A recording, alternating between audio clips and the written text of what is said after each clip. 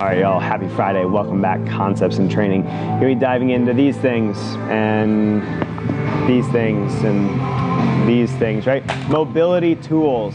I think a lot of times we rely on mobility tools and passive mobility to try to end up getting in these end ranges of motion, right? Like everybody's best friend is one of these foam rollers, apparently. So when we look at mobility, when we look at trying to create long-term mobility and mobility that lasts, if this really, really works the way you think it works, you wouldn't have to do it every single time you come in the gym, okay? So when we look at foam rollers, right, we can really look at the analgesic effects of basically how they kind of create temporary mobility because they kind of numb the nervous system a little bit to be a little bit less receptive to pain, all right? When we look at actual mobility, right, we have to think about two different factors. We have passive mobility. So if we think about passive mobility, it's basically the end range that I can achieve without doing anything, right? Like I'm relaxing my forearm, I can push my wrist into these positions. When we look at active mobility, it's how much you can get into a position on your own based on your own strength and your own stability, okay?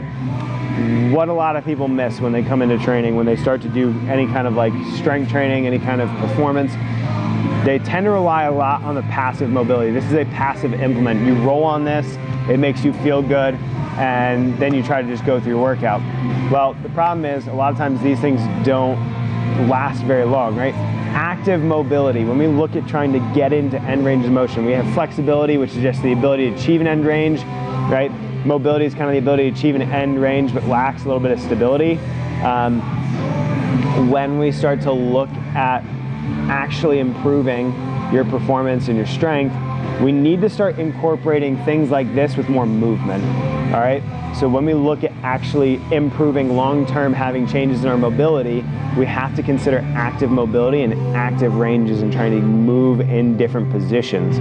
So if we're trying to make actual change to a tissue, this doesn't really end up cutting it, okay? It doesn't matter how much I put this on the wall and smash my shoulder against it and massage out my back. I'm not gonna make a long-term systemic change to the muscle tissue in the tendon that's going to allow and facilitate more movement and allow access to deeper ranges. What we need to do is load those tissues, and you load those tissues either through actively pushing yourself through extra ranges of motion, right? So if you look at like shin boxes, if you look at like hip cars, if you look at shoulder controlled articular rotations, if you don't know the abbreviation, when we start to look at some of those things and look at some of those implements, we need to start actively pushing in ourselves into end ranges of motion, right? One of the best ways we can start to do that, right? Like if we use a foam roller, well, you might foam roll a specific part of your leg. Well, then we load up a goblet squat, or we start to incorporate it within our warm-up sets.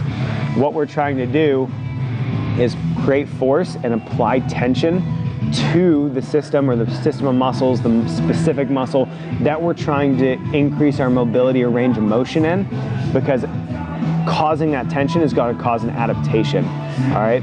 Basically, if we can't get an end range of motion, it's our body's warning signal that it's not stable or mobile there. Being able to actually load the tendon gets the body used to, and the muscle, it gets it used to then being in that end range of motion to which they can access when we go through some of our movements, whether it's in the weight room, on the field, or just in daily life. Being able to understand that active mobility is a huge component of actually being mobile. It doesn't matter how much we can force you into a position when you're relaxed. It matters how much you can get actively in that range of motion. So if you're constantly rolling around in foam rollers, these little things, or whatever the heck this thingy is that I just found in the gym, all right, whatever it is, being able to understand that movement is really the key to mobility, and being able to actively get into specific ranges of motion is going to help increase your performance and help increase your ability to move and express force.